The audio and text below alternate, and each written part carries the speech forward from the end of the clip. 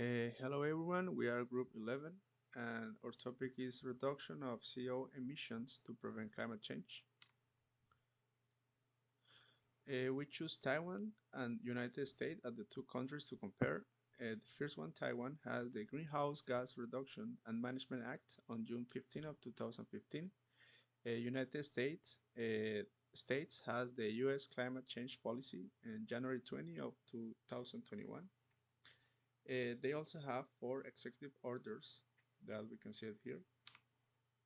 Okay, the first one is the Taiwan Greenhouse Gas Reduction and Management Act.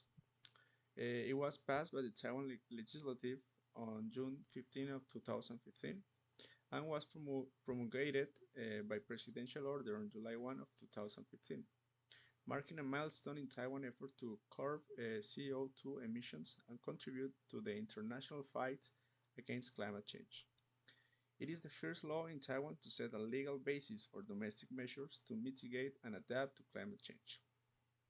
Essentially consists of 34 articles and is divided into 6 chapters. It has general principles, responsibilities of the government and agencies, reduction measures, education, rewards, and finally penalties for not compliance and implementation of the act. In the case of US, they have a long history of climate change policies, but we decided to take only the last 2 decades. So in 2015, US had the adoption of the Paris Agreement in 2015, but sadly, in 2016, the ex-president Donald Trump decided to retire from the Paris Agreement. And again, the President Biden accepted the PA, the Paris Agreement, and the United States became party on February 19 of 2021. What does it say? What does it say in the laws in the two countries? Okay, first of all, uh, we have the in the U.S. change policy that there is a range of action that seek to reduce greenhouse global emissions, currently under the way of being developed by international and subnational entities, such as the U.S. federal government. Nonetheless, members of the Congress and stakeholders have different viewpoints concerning what, if anything, to do about the future of climate change and related impacts. So, the President Joseph Biden's administration has increased the ambition of U.S. greenhouse global reduction targets and announced a whole government approach to addressing climate change.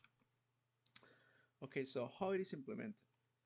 In the case of Taiwan, the Article 5.3 states that to respond to the impact of climate change under the principle of quality and social welfare promotion, the government should implement tax mechanism on import fossil fuels based on carbon dioxide equivalent.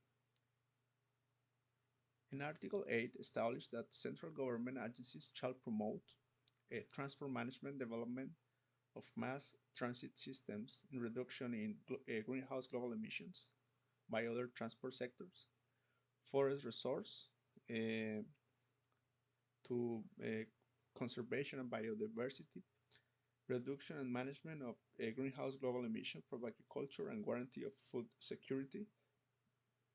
The central industry competent authorities shall survey emission, compile relevant statistics, develop climate change adaptation strategies, and regularly submit surveys, statistics, and adaptation results to the central competent authority annually.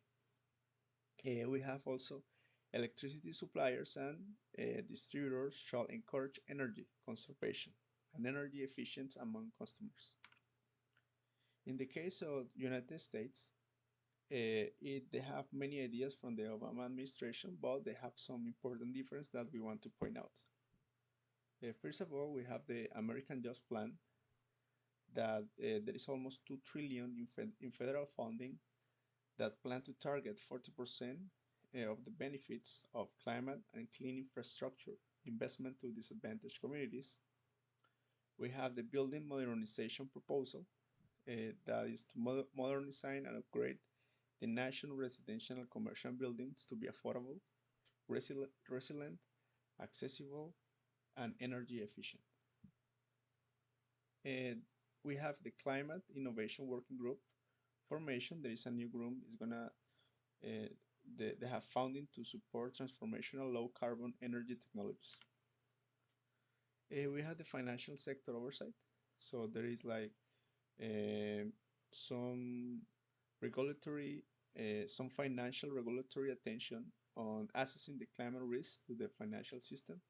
The coal and power plant community economic revitalization plan, that this plan to identify communities affected by coal mine and power plant that should be prioritized for federal investment.